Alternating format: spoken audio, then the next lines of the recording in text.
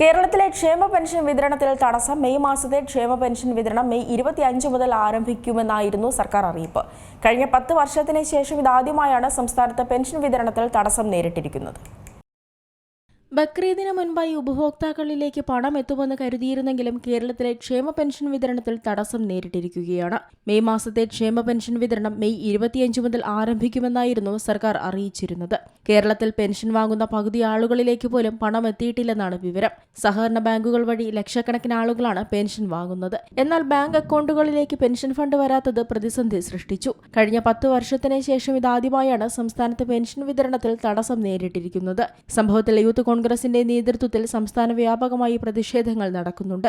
ബലിപെരുന്നാളിന് മുൻപായി പെൻഷൻ സർക്കാർ അനുവദിച്ചിട്ടും അത് വിതരണം ചെയ്യുന്നില്ലെന്നാരോപിച്ചാണ് പ്രതിഷേധം. പല സഹകരണ ബാങ്കുകളും പണം വിതരണം ചെയ്യാതെ പിടിച്ചുവച്ചിരിക്കുന്നുവെന്നാണ് ആരോപണം. എന്നാൽ ബാങ്കുകളിലേക്ക് മതിയായ പണം എത്തിയിട്ടില്ലെന്നാണ് ഉദ്യോഗസ്ഥരുടെ വിശദീകരണം. ജീവിത ചെലവുകൾക്കായി പെൻഷൻ തുക മാത്രമുള്ള ആളുകളാണ് പണം ലഭിക്കാതെ വന്നതോടെ പ്രതിസന്ധിയിലായത്.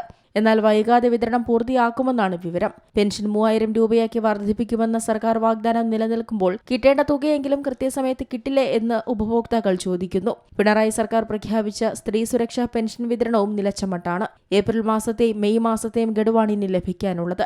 ഏപ്രിൽ മാസത്തിൽ തെരഞ്ഞെടുപ്പിന്റെ ഭാഗമായി വിതരണം നിർത്തിവെച്ചിരുന്നുവെങ്കിലും മെയ് മാസത്തിൽ എന്താണ് സംഭവിച്ചതെന്ന് ഉപഭോക്താക്കൾക്ക് വിവരമില്ല. 2 മാസത്തെ ഗഡുക്കൾ ഒന്നിച്ചെത്തുമെന്ന് പറയുന്നുണ്ടെങ്കിലും പണം ഇതുവരെയും അക്കൗണ്ടുകളിലേക്ക് എത്തിയിട്ടില്ല. News desk Zee Malayalam news.